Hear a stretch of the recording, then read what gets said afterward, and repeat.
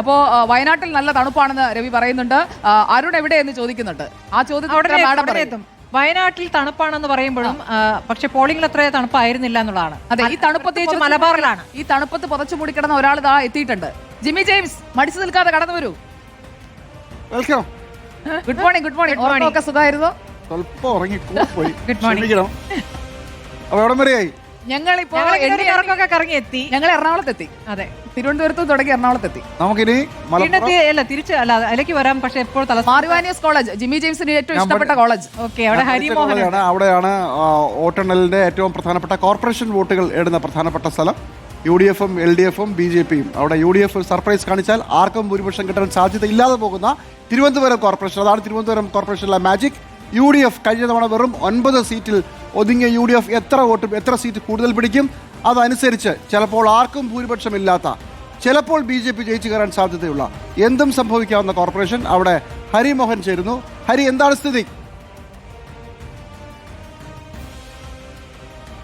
Jimmy സൂചിപ്പിച്ചതുപോലെ തന്നെ ഒരു സർപ്രൈസ് UDF-ന്റെ ഭാഗത്തു നിന്ന് ഇരു മുന്നണികളും പ്രതീക്ഷിക്കുന്നുണ്ടെന്നുള്ളതാണ് വസ്തുത. LDF-ഉം NDA-യും ഒരേ രീതിയിൽ UDF-ന്റെ ഭാഗത്തു നിന്ന് ഒരു സർപ്രൈസ് പ്രതീക്ഷിക്കുന്നുണ്ട്. ഒരു 20 മുതൽ 25 സീറ്റുകൾ വരെ ഒരുപക്ഷെ UDF പിടിച്ചെടുക്കാം എന്നുള്ളതാണ് പ്രധാനമായിട്ടും ഇവരുടെ ഒരു കണക്കുകൂട്ടൽ. അങ്ങനെ BJP-യുടെ കണക്കുകൂട്ടൽ പ്രകാരം UDF അത്രത്തോളം സീറ്റുകൾ നേടിക്കഴിഞ്ഞാൽ അത് LDF-ന് തിരിച്ചടിയാകും എന്നുള്ളതാണ് അവർ പറയുന്നത്. അതുപോലെ തന്നെ LDF-ഉം സമാനമായി നേരെ തിരിച്ചെങ്ങനെയാണോ ആ രീതിയിലുള്ള കണക്കുകൂട്ടലിലേക്കാണ് എത്തുന്നത്. കഴിഞ്ഞ തവണ 35 സീറ്റ് നേടിയതാണ് BJP. ഇക്കുറി അവർ എന്തായാലും ഉറപ്പിച്ചു പറയുന്നത് 42 സീറ്റുകൾ തങ്ങൾക്ക് ഉറപ്പാണ്. അതിനപ്പുറത്തേക്ക് കിട്ടുന്നതൊക്കെ ബോണസാണ്. അങ്ങനെ ഒരു ഒറ്റകക്ഷി, ഏറ്റവും വലിയ ഒറ്റകക്ഷിയായി കോർപ്പറേഷനിൽ മാറും എന്നുള്ളതാണ് BJP ചൂണ്ടിക്കാണിക്കുന്നത്. പക്ഷേ അതേസമയം തന്നെ LDF അതിൽ പറയുന്നത് തങ്ങൾക്ക് 45 സീറ്റുകൾ ഉറപ്പായും ലഭിക്കും, 53 സീറ്റുകൾ വരെ പോകും, കേവല ഭൂരിപക്ഷം നേടും എന്നുള്ളതാണ് അവരുടേതായിട്ടുള്ള ഒരു ഭാഷ്യം വരുന്നത്. പക്ഷേ അതേസമയം തന്നെ കോൺഗ്രസിന്റെ ഭാഗത്തുനിന്ന് UDF-ന്റെ ഭാഗത്തുനിന്ന് കഴിഞ്ഞ തവണ 10 സീറ്റുകൾ മാത്രമായിരുന്നു ഉണ്ടായിരുന്നത്. ഇക്കുറി അത് 20 സീറ്റെങ്കിലും കുറഞ്ഞത് ലഭിക്കും എന്നുള്ള ഒരു കണക്കുകൂട്ടലാണ്. അതിനനുസരിച്ചുള്ള ചില സ്ഥാനാർത്ഥികളെ ഇക്കുറി ഇറക്കുകയും ചെയ്തിരുന്നു. പ്രമുഖരായിട്ടുള്ള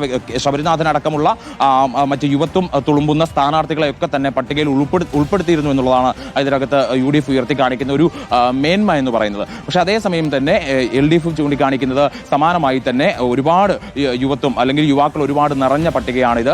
പ്രത്യേകിച്ച് 30 വയസ്സിന് താഴെ പ്രായമുള്ള 12 പേരോളം ആ പട്ടികയിൽ ഉണ്ട് എന്നുള്ളതാണ് അവർ ചൂണ്ടിക്കാണിക്കുന്ന ഒരു പ്രധാനപ്പെട്ട ഘടകം.